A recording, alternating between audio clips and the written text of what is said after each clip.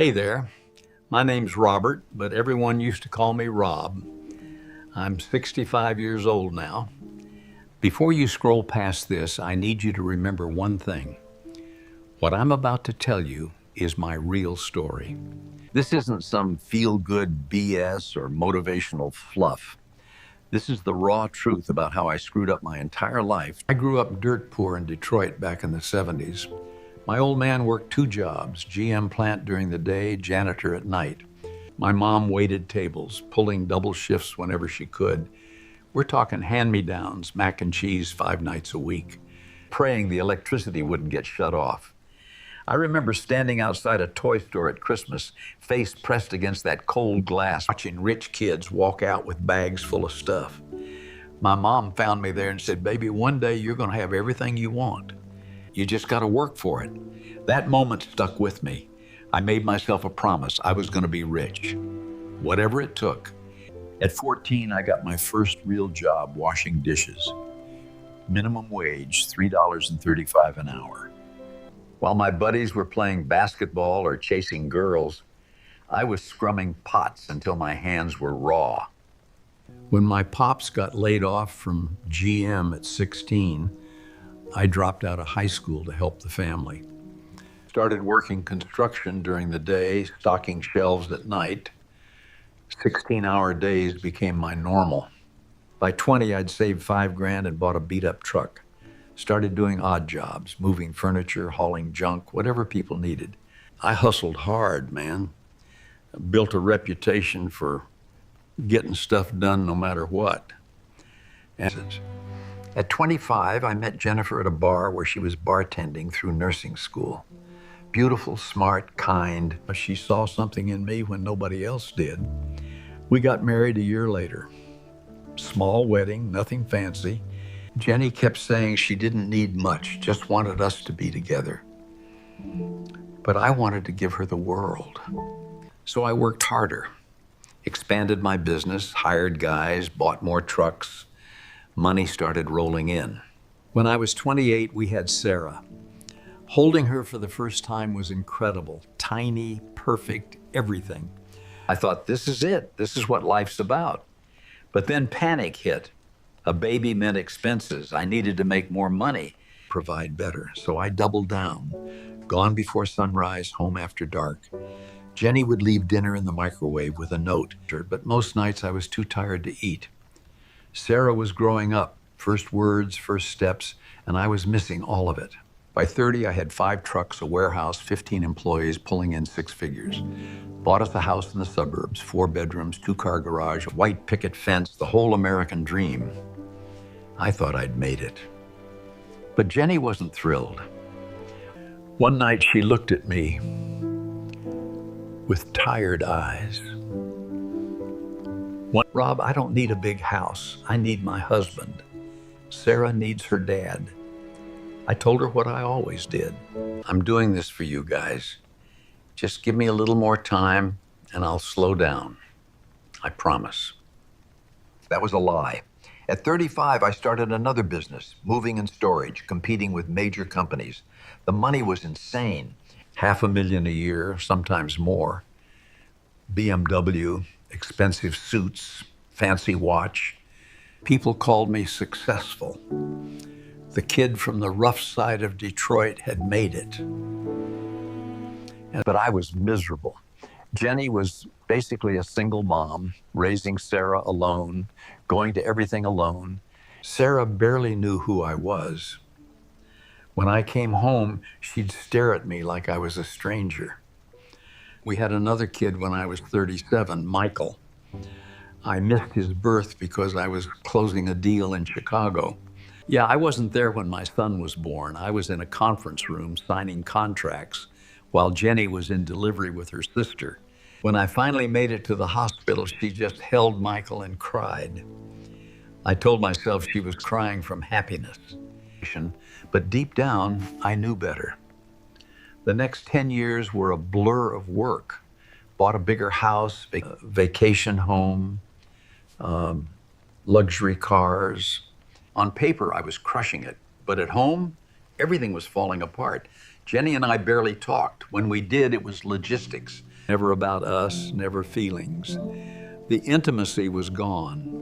We were roommates, not spouses. Sarah grew into a teenager, and I missed all of it. First boyfriend, prom, college applications, missed it all. I'd show up with expensive gifts, thinking that was enough.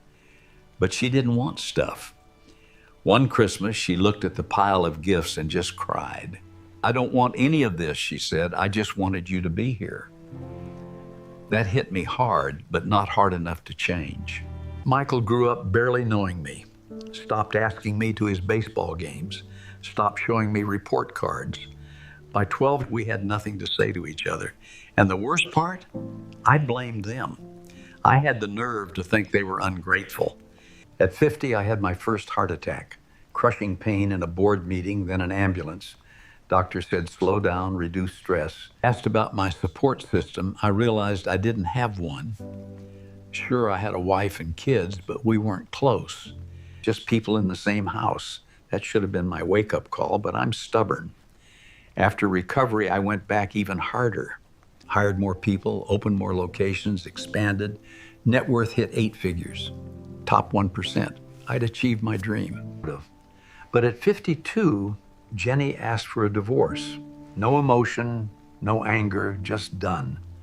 She said she'd been alone so long that being officially single wouldn't feel different. She'd tried for 27 years to reach me, but I was married to work, not her. And she was right. I'd chosen money over her for 3 decades. The divorce was brutal, not messy, just painful. Jenny didn't want much, just out. Sarah refused to see me. Michael chose to live with his mom. I'd lost my family. The people I claimed I was doing this for wanted nothing to do with me. I threw myself deeper into work. What else did I have? But the thrill was gone. Making another million didn't excite me. I came home to an empty house every night. No one called to talk. No one cared about my day. Completely, utterly alone. At 55, I tried reconnecting, asked Sarah to dinner. We sat in a fancy restaurant, strangers trying to talk. She told me about her life, and I realized I didn't know any of it. I'd missed her entire young adult life. When I tried to apologize, she shook her head.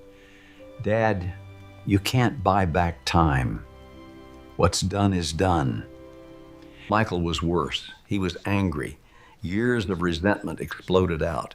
He told me about times he needed me, bullying, school struggles, heartbreak, and I wasn't there. He called me a coward who hid behind work because I didn't know how to be a father. He was absolutely right. The years after were the loneliest of my life. I'd succeeded beyond my wildest dreams, but failed at everything that mattered. No real friends, no one who genuinely cared.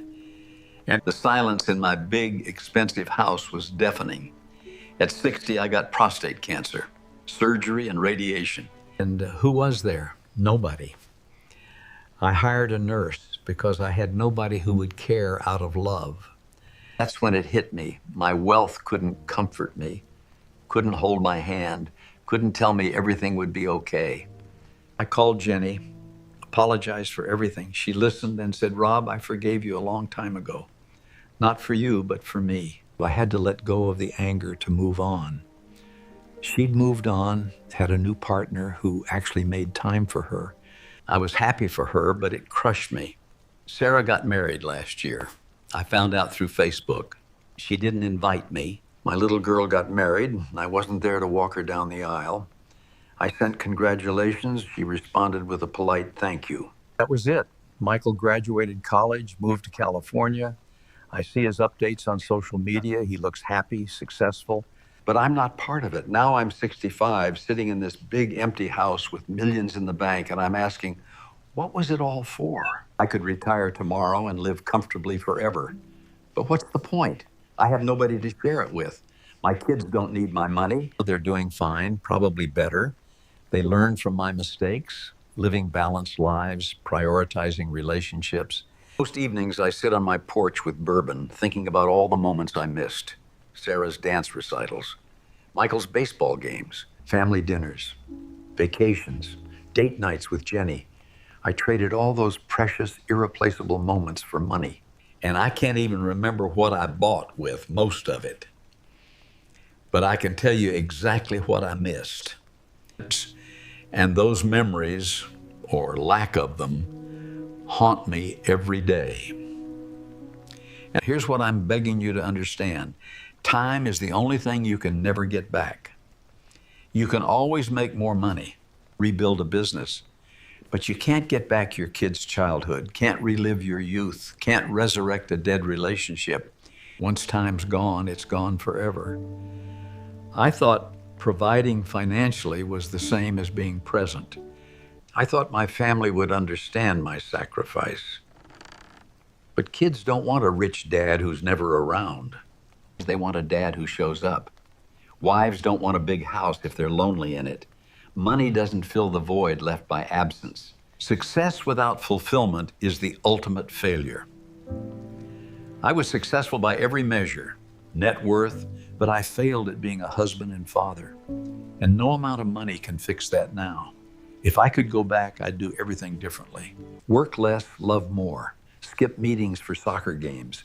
Turn down contracts for family vacations. Leave work early for dinner with my wife. Be present, mentally and emotionally, not just physically. Build memories instead of just wealth. But I can't go back. None of us can. That's why I'm telling you this now. If you're young, ambitious, grinding hard, that's great. Hustle. Build something. Make money. But don't make my mistake. Don't sacrifice relationships for success. Don't tell yourself you'll make up for it later, because later might never come. Or it might be too late. Your kids won't remember your house size or your car. They'll remember whether you were there. Your spouse won't care about your bank account if they're sleeping next to a stranger. Success means nothing if you're alone at the top. I'm the ghost of Christmas future, showing you what happens when you get everything you want but lose everything that matters. Don't let this be your story. Don't wake up at 65, wealthy and miserable, realizing you traded your life for money. That trade ain't worth it. Make time for your people. Put your phone down at dinner. Show up to the recital. Take the vacation. Say I love you and mean it. Choose presence over presence. Choose memories over money. Balance is possible, but you have to fight for it. I lost everything that mattered while gaining everything I thought mattered. Don't be like me. Learn from my mistakes. The saddest words in English are what if and too late. Both run through my head every single day. It's too late for me, but not for you. Don't waste your life chasing money. Chase meaningful connections. Chase experiences. Chase love. Because at the end, nobody's going to care how much you were worth. They're going to care about who you were, how you made them feel, and whether you were there when it mattered. I learned this too late. Don't make the same mistake. Start now, today, because tomorrow isn't promised. And time is the one investment you can never recover. Now, I want to hear from you. What's one thing you're going to do differently after hearing my story? Are you going to call your mom? Spend more time with your kids? Turn down that extra shift to have dinner with your family? Drop a comment below and let me know. And if this story hit you hard, share it with someone who needs to hear it. Maybe you'll save them from making the same mistakes I did. Remember, it's not too late for you, but you got to start today. What are you going to do right now to make sure you don't end up like me? Tell me in the comments. I'll be reading every single one. Thanks for watching. See you in the next video. Goodbye.